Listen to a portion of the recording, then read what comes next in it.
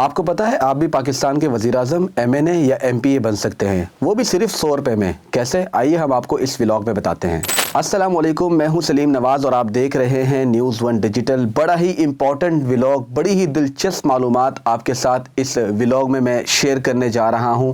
غور سے تسلی سے سنیے۔ اگر آپ پاکستان کے وزیر اعظم بننا چاہتے ہیں، ملک میں تبدیلی لے کر آنا چاہتے ہیں، یا MPA بننا چاہتے ہیں، یا پھر آپ قومی اسمبلی کے ممبر یعنی MNA بننا چاہتے ہیں، تو اس کے لیے آپ کو کیا کچھ چاہیے، کتنے پیسے لگیں گے، کون سے ڈاکومنٹس چاہیے، بہت ہی آسان سا اور سادہ سا طریقہ ہے۔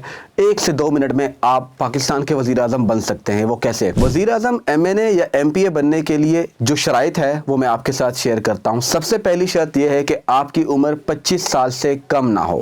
اگر آپ 25 سال کے ہیں یا 25 سال سے زیادہ آپ کی عمر ہے، مرد ہو خواہ عورت ہو، تو آپ پاکستان کے وزیر اعظم بننے کے اہل ہیں۔ دوسری شرط یہ ہے کہ قومی اسمبلی کے امیدوار کے لیے ملک میں کسی بھی جگہ کا، کسی بھی علاقے کا ووٹر ہونا لازمی ہے۔ اگر آپ پاکستان کے کسی بھی علاقے سے تعلق رکھتے ہیں، بالفرض اگر آپ لاہور سے تعلق رکھتے ہیں، لاہور میں ہی آپ کی پیدائش ہوئی، لاہور میں ہی آپ کا ووٹ رجسٹر ہے، اور آپ قومی اسمبلی کے حلقہ پشاور سے الیکشن لڑنا چاہتے ہیں، تو آپ وہاں سے بھی الیکشن لڑ سکتے ہیں قومی اسمبلی کا۔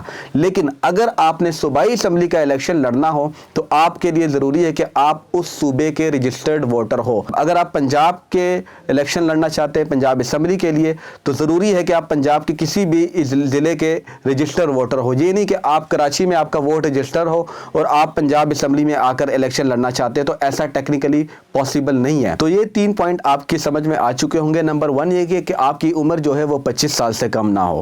نمبر 2، قومی اسمبلی کا الیکشن لڑنا ہے تو آپ پاکستان کے کسی بھی علاقے، کسی بھی صوبے کے آپ ووٹر ہو سکتے ہیں اور کسی بھی حلقے سے الیکشن لڑ سکتے ہیں۔ نمبر 3، اگر آپ نے صوبائی اسمبلی کا الیکشن لڑنا ہو تو اس صوبے کا رجسٹرڈ ووٹر ہونا آپ کے لیے ضروری ہے۔ چوتھی جو اس میں شرط ہے وہ یہ ہے کہ آپ کا بینک اکاؤنٹ ہونا لازمی ہے، یا وہ اکاؤنٹ جو آپ آلریڈی لے کے چل رہے ہیں، یا آپ اپنا کوئی نیا اکاؤنٹ بنا لیں، اور یہ اکاؤنٹ صرف اس لیے ہوگا کہ آپ نے الیکشن میں جو اخراجات ہوں گے وہ اس اکاؤنٹ سے آپ پے کریں گے۔ تو بینک اکاؤنٹ کا ہونا بھی لازمی ہے۔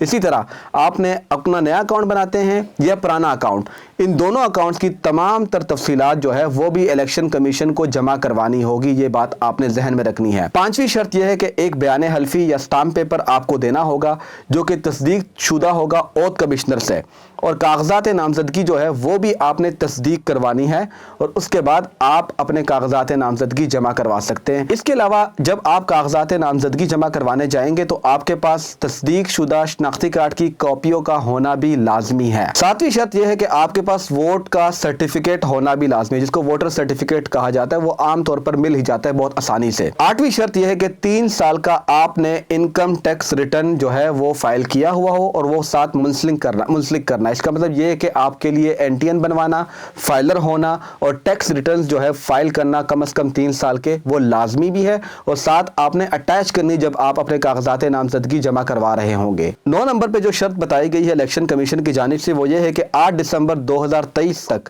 جو آپ کے اکاؤنٹ کی ٹرانزیکشن ہے، کتنے پیسے اس میں آئے، کتنے وہاں سے گئے اور کیا کچھ آپ نے پرچیز کیا، وہ تمام تر تفصیلات، معلومات، ٹرانزیکشن جو ہے ان کی کاپی، تصدیق شدہ کاپی بینک سے جو ملتی ہے وہ بھی آپ نے اپنے کاغذات نامزدگی کے ساتھ اٹیچ کر کے الیکشن کمیشن میں جمع کروانی ہے۔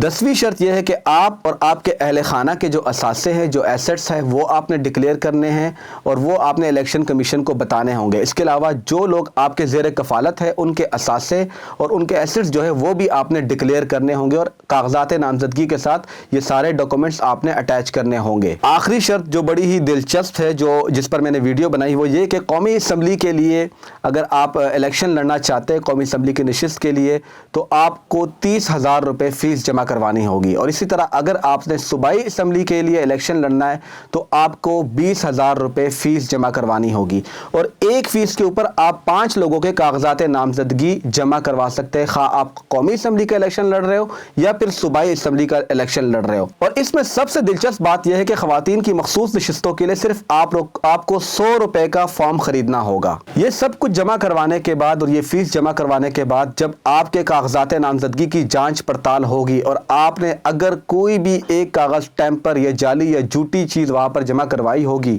تو آپ کے کاغذات نامزدگی مسترد ہو سکتے ہیں۔ اگر آپ کے کاغذات نامزدگی مسترد نہیں ہوتے تو 13 جنوری کو آپ کو انتخابی इंतखाबी निशान अलाट किया जाएगा और उसके बाद आप इलेक्शन लड़ने के अहल हो सकते हैं। लेकिन इसमें सबसे बड़ी प्रॉब्लम ये आ चुकी है कि अब सिर्फ 24 घंटे रह चुके हैं। अगर आप पाकिस्तान का वज़ीर आज़म बनना चाहते हैं या किसी भी सूबे का वज़ीर आला बनना चाहते हैं या MPA या MNA बनना चाहते हैं तो सिर्फ आपके पास 24 घंटे रह चुके हैं। कल 22 दिसंबर आखिरी डेट है कि आपने कागजात नामजदगी जमा करवानी है। उसके बाद आप 5 साल के लिए भूल जाए कि आप पाकिस्तान के वज़ीर आज़म बनेंगे या वज़ीर आला बनेंगे या कौमी असम्बली या सूबाई असम्बली का मेंबर। तो मैं आप पे छोड़ता हूँ, 24 घंटे रह चुके हैं, जाएं और अपने कागजात नामजदगी जमा करवा कर मुल्क की तकदीर को संभालें, मुल्क की बागदौड़ को संभालें और पाकिस्तान को तब्दील करें। अपना बहुत ख्याल रखें। अगले व्लॉग में मिलते हैं किसी नए टॉपिक के साथ। अल्लाह हाफिज़।